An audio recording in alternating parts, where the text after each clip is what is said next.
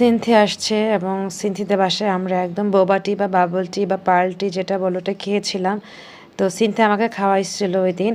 এর মধ্যে মাকে অনেকবার বলছিলাম খাওয়ার জন্য, মা বলল যে খাবে না।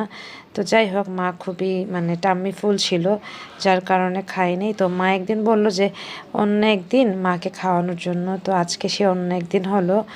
তো আমি আদনানকে বললাম মার জন্য একটা পার্ল টি বা বোবা টি অর্ডার করার জন্য।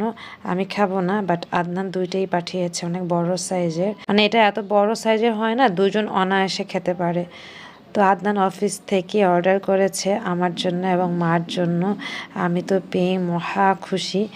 এবং এত বড় সাইজ ছিল যে এটা আসলে একজন খাওয়ার মতো না, দুইজন খাওয়ার মতো। তো আমি যেটি করলাম, যেহেতু আমি কিছুক্ষণ আগে লাঞ্চ করে নিয়েছি, তাই আমি এটাকে আরও ঠান্ডা করে খাবো, ডিপ ফ্রিজে রেখে দিব। আর এখন যেটি করছি, মার জন্য একটি নিয়ে যাই মার রুমে। মাও মাত্র লাঞ্চ করে রুমে গিয়েছে, শুয়ে আছে। তো দেখা যাক, মাকে দেই, দেখে মা খায় কিনা নাকি পরে খায় আমার মতো। আমি তো একটা ফ্রিজে রেখেই দিব, কারণ আমার ঠান্ডা খেতে খুব ভালো লাগে। যাই হোক, মাকে আমি এই চকলেটটা দিছি, মানে চকলেট ফ্লেভারেরটা, যেহেতু আমি চকলেট ফ্লেভার খাই না। যাই হোক, মাও পছন্দ করে। তো আমি এই যে এই প্যাকেটে করে নিয়ে মার রুমে যাচ্ছি। চলো দেখি মা কী করে আর এটা পেয়ে কী বলে, তোমাদের সাথে একটু শেয়ার করি। আমি এখন যাচ্ছি মায়ের রুমে। এই পর্যায়ে চলে আসছি, ব্যাস যে দেখি বাবা মা দুজনেই শুয়ে আছে। তারপর মার কাছে দিলাম, মা তো লাফ দিয়ে উঠে বসলো। বসার পর খেয়ে নিল আর বলছিল যে মোটামুটি ভালো। যাই হোক, পার্টি বা বোবাটিতে এরকমই হয়। আমি বললাম নেক্সট আমি আপনাকে বানায় খাওয়াবো। এই পর্যায়ে আমি ফ্রিজে রাখতে যাচ্ছি, ডিপ ফ্রিজটা খুললাম আর ডিপে রেখে দিলাম।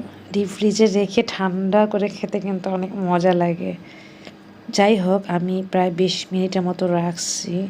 সব কিছু অন্ধকার হয়ে আছে, সবাই শুয়ে আছে। 4:30 বাজে বিকেল। তো এখন যেটি করতেছি, আমি নিয়ে নিলাম।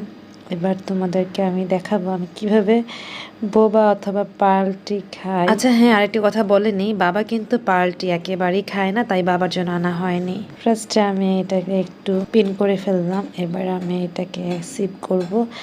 আর প্রথমে সিপ করার পর যদি এই বোবাগুলি বা পার্লগুলি না আসে, তখন মেজাজ কেমন লাগে? তোমাদের কার কাছে কেমন লাগে? আমার কাছে তো অনেক খারাপ লাগে যে প্রথম সিপই আমাকে পার্ল আসতেই হবে। বাট ইয়েস, প্রথম সিপ না হওয়ার পরই দেখো পার্ল চলে এসেছে। এই পার্লটা জন্যই এই বোবাটি এতটাই এক্সপেন্সিভ। বাট নেক্সট ভিডিওতে বা কখনো সুযোগ পেলে আমি তোমাদেরকে এই টেপিওকা পার্ল বানিয়ে দেখাবো, যেটা গাছের শিকড় দিয়ে বানায়। বাট আমি যেটি করব, সাবুদানা বা সাগুদানা দিয়ে তোমাদেরকে এই পার্ল বানিয়ে বোবাটি বানিয়ে দেখাবো ইনশাআল্লাহ। দোয়া করো আমার জন্য। আরেকটি কথা না বলে পারছি না, আজকে এই বোবাটি খাওয়ার সময় সিনথির কথা অনেক মনে পড়ছিল, কারণ সিনথি আর আমি লাস্ট টাইম একসাথে এই পার্লটি খেয়েছিলাম।